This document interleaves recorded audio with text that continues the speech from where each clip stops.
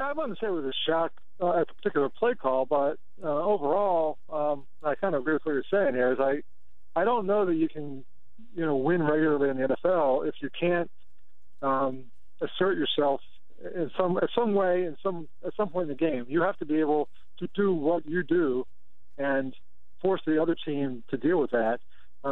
Everything Kelly's saying and what he said in the past is predicated on this idea that the defense dictates what's going to happen, and you just have to react to it. And you can be effective doing that to a degree. And clearly, when Sam Bradford got a feel for what was going on in the game, he was very effective on those short passes, and that's where Atlanta was vulnerable. But at a key moment in the game, if you can't get a yard with your running game, and one reason you couldn't get a yard there was because you just gave up the running game all the way through the game. So you hadn't built any strength in your running game. You hadn't worn the defensive players down in your run game. You hadn't given your offensive line any confidence in the run game, and that's exactly what you get when all of a sudden you decide to run the ball in an absolutely pivotal moment in the game. To me, if you're going to be a great team, you've got to be able to dictate what's going to happen. You have to assert your will on the opponent, and Kelly seems content to react to what's being done to him. And again, they were effective for a lot of the game there, but it all kind of came to a head on that running play, and everything that could go wrong went wrong. Yeah, Phil, and he said something today that kind of contradicts exactly what our point is. You just said if you're going to be a great team, you need to dictate what you want to do. And when he was asked about Dallas today, now I understand he doesn't know what Dallas is going to do, but he said, we're going to react to what they do. If they do this, we'll do this. And it seems like that's kind of the way that he has been. Instead of saying, look, this is what we're going to do, you try to stop us, it seems like there has been a lot of, hey, if we need to throw the ball 60 times, that's what we'll do. As opposed to, look, we want to run the ball, you try and stop us. Yeah, and I agree. That's been a, kind of a, again, Kelly's been successful. It's not like he's, going 4-12 every year. So I'm not just killing him about this, but I do feel like, it was the same with Andy Reid back in the day. We would ask Andy about, why just throw the ball 50 times and run the ball 10 times, and he would say, well, that's what the defense has given us, and we've got to run the offense based on what we're able to do against certain looks and certain certain fronts and certain defensive strategies. But if you can't go out and get 1 yard, when you absolutely need 1 yard, you're not going to win a lot of games in the NFL. I mean, you can beat bad teams by scoring 42 points, but if you're in a tough game with a good team, as the Eagles ended up being, I don't know if anybody expected Atlanta to be that good, but they certainly played like they were. If you're in a tough game with a good team and you can't get a yard when you absolutely have to, that's where big losses come in. And last year in San Francisco, they were down near the goal line and they couldn't get the ball in the end zone, and they ended up losing that game. They score a touchdown, they can win. They can't get the yardage, they lose. We've seen that a couple of times now in Kelly's tenure, and that's the kind of thing that they're trying to fix with all this redoing the running game, new running backs, new approach on the offensive line, all that stuff. That's what they were attempting to fix. They still might, but as of week one, they had not gotten any progress. Phil Sheridan, ESPN.com, NFL Nation here. The offensive line, he said the other night that he was pleased with the guard play. If you're watching that game, I saw a lot of Alan Barber in the backfield getting pushed around a little bit. I thought Gardner played better. But are they going to need better play from those two guys if they really want to do what they hope to do with these running backs? I think so. The play where Ryan Matthews got stuffed on that 3rd and 1, Andrew Gardner just got bowled over. He ended up flat on his back behind the hole that he was supposed to be opening, and the defender who knocked him over was the guy that stepped in and wouldn't let Matthews get anywhere. So, that was, again, a big play. I don't know. Does Todd Hermans make that block? Potentially. Does Evan Mathis make some of the blocks you're talking about Alan Barber not making? Yeah, I think he does. That doesn't mean they can't get to that level. They can improve. Lines tend to get better as they kind of all play together and develop the chemistry together. They didn't play enough in the preseason, I don't think, overall. A lot of guys, who are key players just really didn't play very much in the preseason for whatever reason, varying reasons, sometimes because of injuries, sometimes just because Kelly didn't want them to play too much. And, they get to the first real game, and none of them played at all in the last preseason game. And now you're asking them all to have really good timing and really good chemistry, and you could see they didn't have it in the first half of that game. So it could improve as they develop the chemistry. You hope so, because they let two pretty good guards go and invested in these two guys, not so much financially as in putting their confidence in Barber and Gardner. And they've been solid players, but never really great players. I don't know if they can be especially good players, but we're going to find out pretty soon. And you wrote this in your piece over at ESPN.com, Phil, about all the offseason talk about Murray being a one-cut downhill guy. And on 3rd and 1, they give the ball to Ryan Matthews. Was that a spot where, hey, why isn't Murray getting the ball? Were you kind of scratching your head at the personnel in that situation? Yeah, absolutely. And, Kelly's viewpoint is basically, we have two guys. They're both really good. They're both to be able to do, make big plays in key situations. And but the fact is, they're paying Murray and in every other way treat Murray like he is the number one guy. And then all of a sudden, with the game on the line, Murray disappears, and it's Ryan Matthews in the backfield. And that's, to hear Kelly tell it, that's just how it is. They just rotate these guys, and anyone should be able to, come through in that situation. But, if the hole's not there, and it wasn't really, I'm not sure Murray would have made it. Yeah. But you'd rather find out. I mean, if someone's got to be out there and the blocking's not perfect and the hole's not exactly where it should be, you'd rather see DeMarco Murray be the guy to be tested there than Ryan Matthews. No knock on Matthews. He's a solid back, but Murray is the featured guy, and that's where you need your featured guy. That's what you pay your featured guy to do. Right. And to be fair, Murray did get in on a 1-yard run that I actually had tweeted this out. That it was the play where Jordan Matthews looked like he scored. They didn't challenge it. Then they scored on the next play, and I said, that's a play that they might not score on last year. And then you're saying, why did they challenge that? Because they had such problems getting that tough. 1-yard touchdown plunge with Matthews earlier in the game, and you wonder if that's why he went back to Matthews in that situation. Yeah.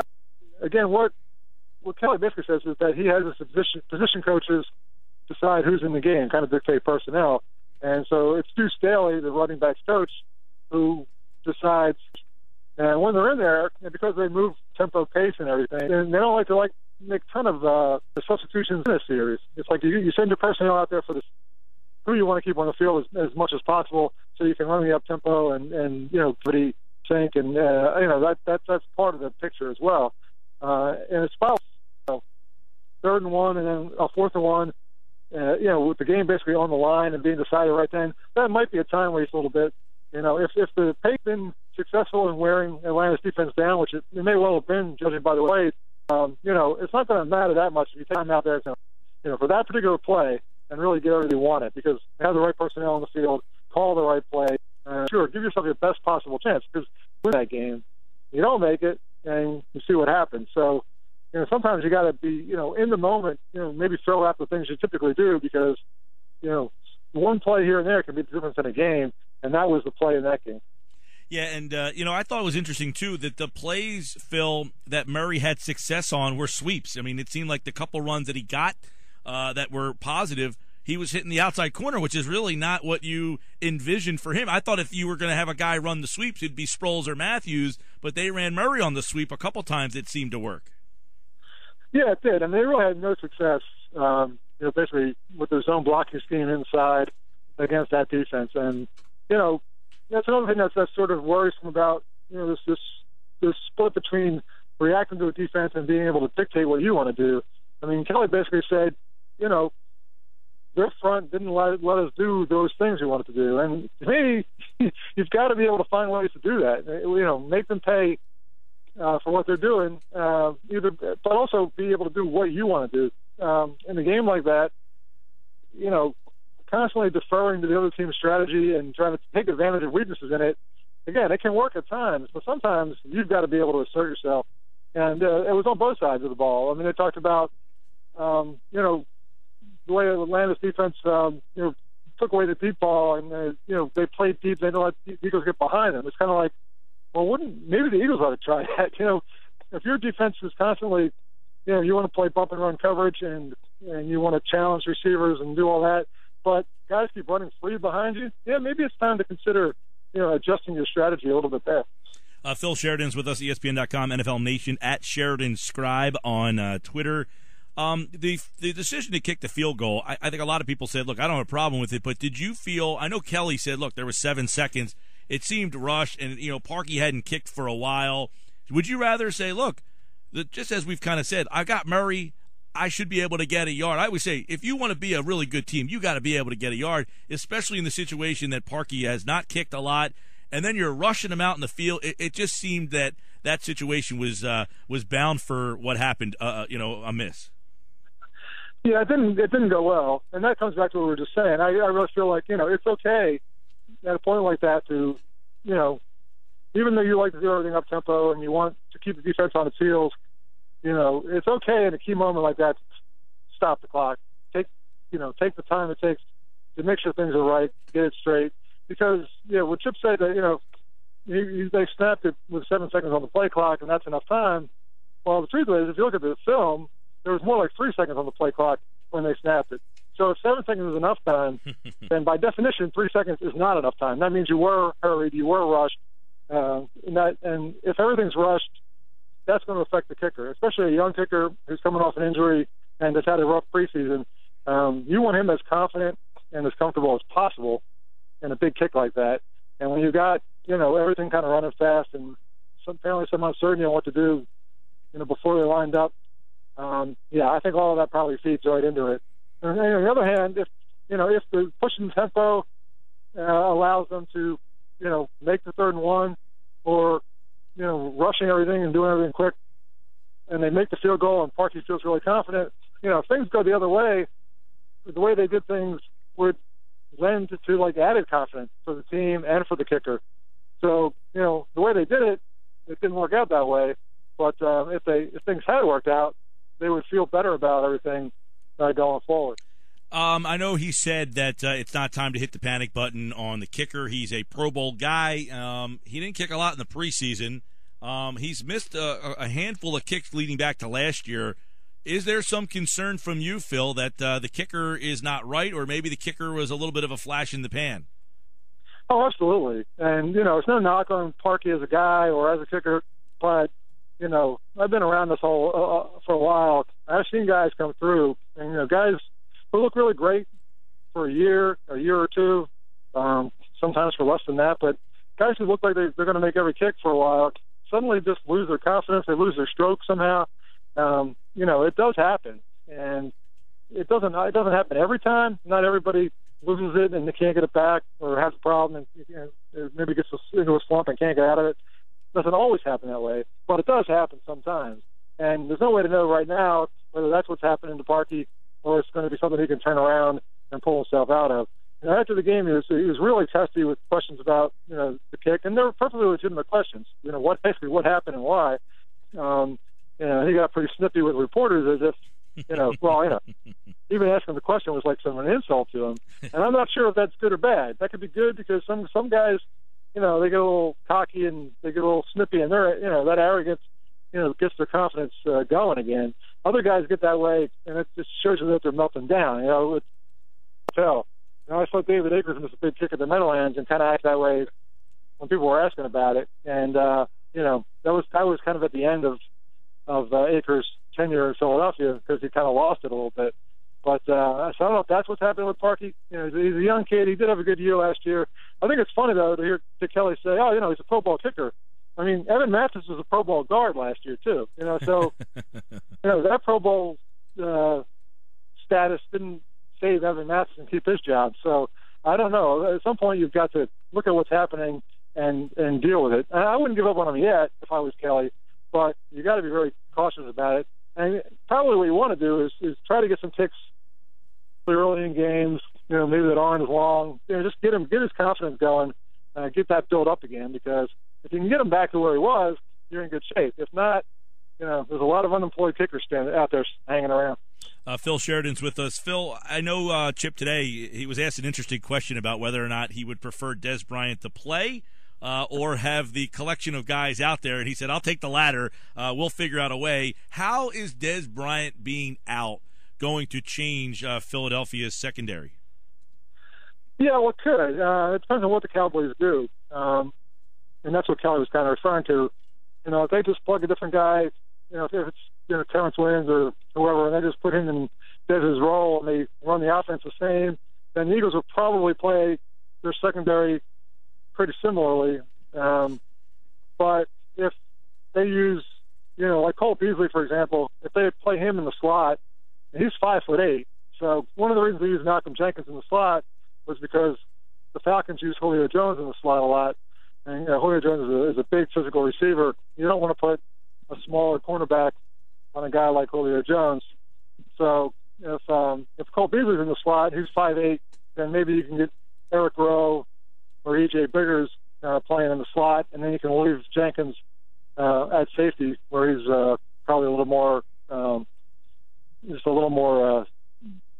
guy who can make some more plays than maybe Chris Maragos could, because he was filling in for him. He moved into Jenkins' role when Jenkins moved into the slot. So, Kelly basically said their use of personnel will decide how the Eagles respond and who lines up where. So that's all to be determined probably for game time. Yeah, and I do want to get your opinion on Maxwell. I know it's easy for everybody to make the comparisons to some of the guys that were here. I was very skeptical when they signed him at $63 million. I said, look, here's a guy who was in a very good team in a different situation. He had more penalties last year than Kerry Williams did in less games. I know Kerry wasn't very popular here. Are you looking at the personnel or the scheme that these guys are in and wondering if, the scheme is just not a great fit for that position?